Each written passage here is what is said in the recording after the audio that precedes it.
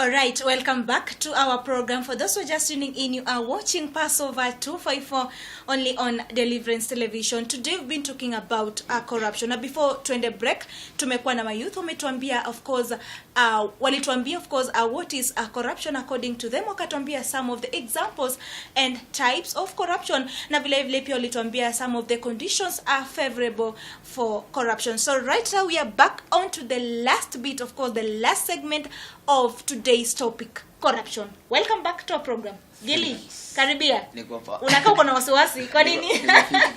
Na wewe uko poa? Niko poa. Wacha kuwa na wasiwasi. Welcome back. Thank you. Maybe we tell us some of the causes of corruption. What are some of the causes of corruption? Yes, one of cause of corruption is low job opportunities. You find that there is lack of job opportunities at will. Unakuta kwamba zile job opportunities ziko ni chache sana, na kwa sababu ni chache lazima mtu aungane ndio apewe.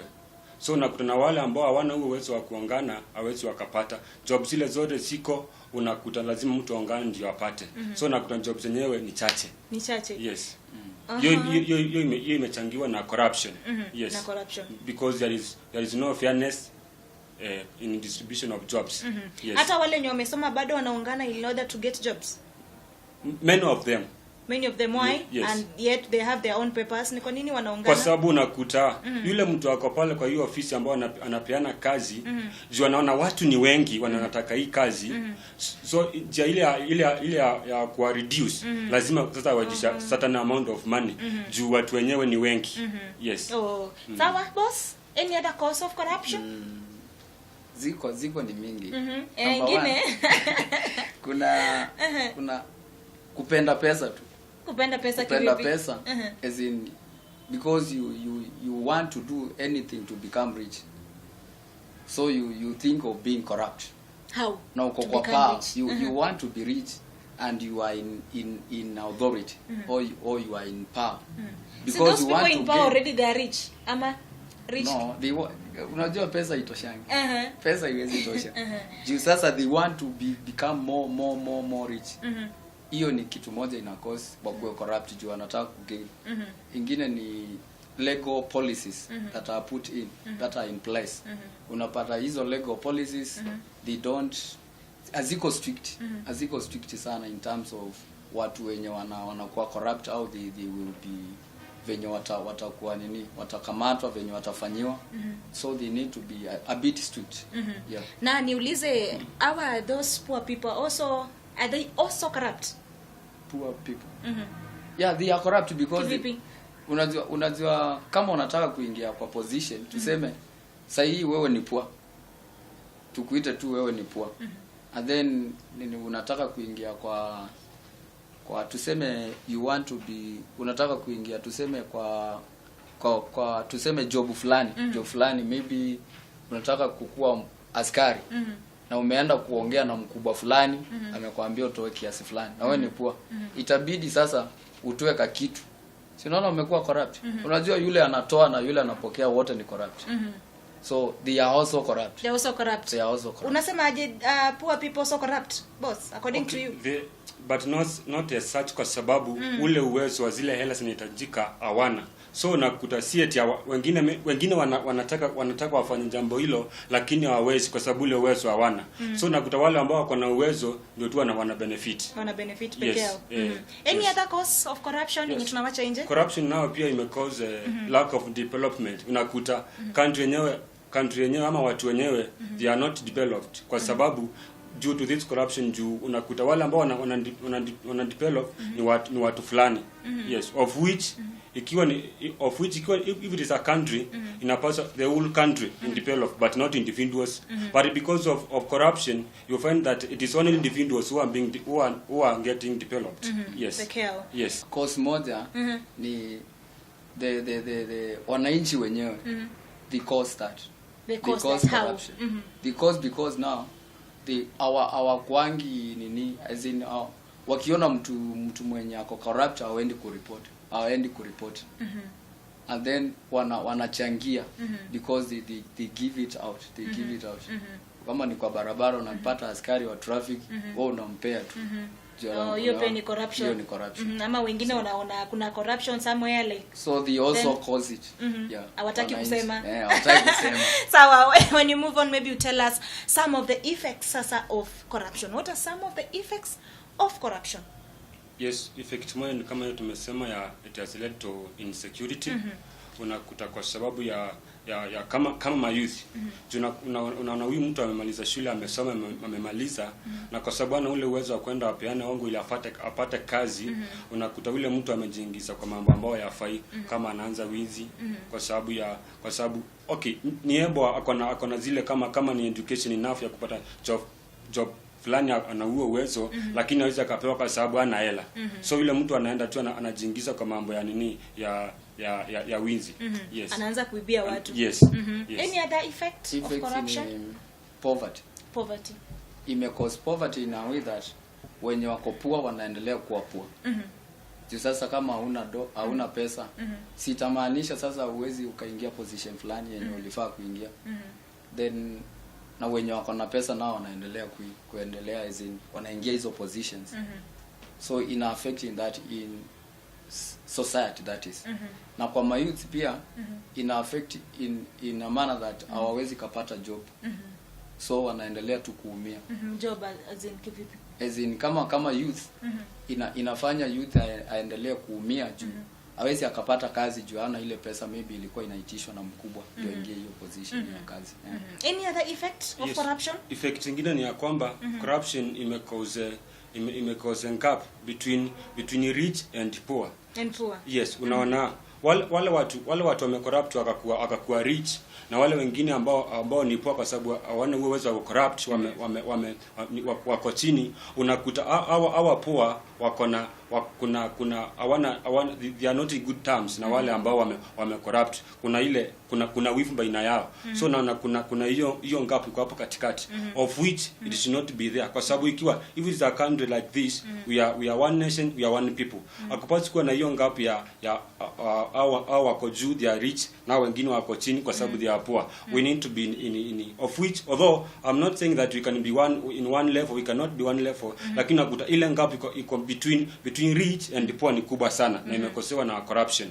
Na hiyo ina cause wivu, na kuna kuwa na vita, unaona tu kuna kuwa ungomvi, na people they are not understanding each other. Yes. And do we have differences between countries as far as corruption is concerned? We've talked about the rich and the poor, of course, in our country, Kenya. Yes. Do we have yes. differences between the countries, for example, Tanzania, Kenya, Uganda? Do we have, ama uko kwingine kunanga corruption? Most of countries they are corrupt. Yes, most of countries they are corrupt. And do we have differences? I think there's still that difference between countries. Juu naona hii country iko well stable, alafu ingine iko well stable, nakuta wale wako well stable, ile country iko well stable, za zingine iko reluctant kusaidia ingine ambayo iko well stable. So kuna hiyo gap. Boss, any other effect ya tunawacha nje? In the government.